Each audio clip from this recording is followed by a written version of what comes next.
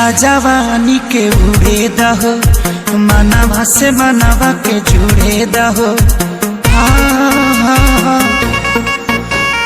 छीटा जवानी के उड़े दहो, मनवा से मनवा के जुड़े दहो।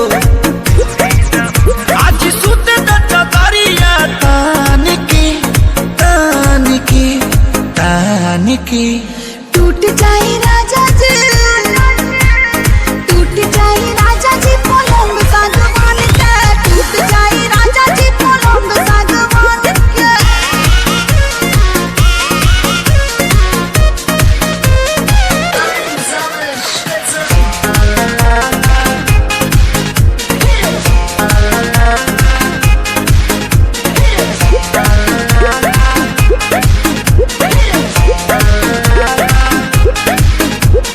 छुए द बदन की देखो न कटन की, चादर बिछा देहनी। पलम जी मन पिघला देहनी, पलंग पर झुलुआ झुला देहनी। छुए द बदन की देखो न कटन की, चादर बिछा देहनी। पलम जी मन पिघला देहनी, पलंग पर झुलुआ झुला देहनी। परियार बाटे बेडिया फान के फान के फान के। टूट जाए राजा जी, टूट जाए राजा जी पलंग सागवान के, टूट जाए राजा जी पलंग सागवान के।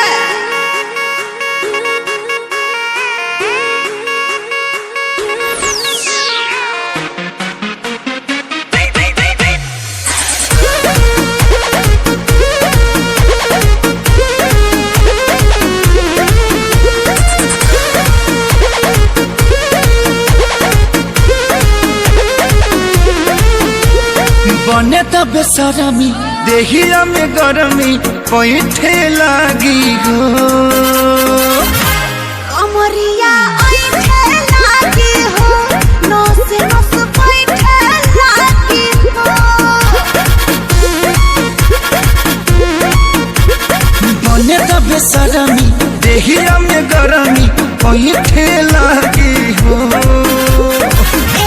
कमरिया ऐठे लागी हो, नस नस बैठे लागी हो।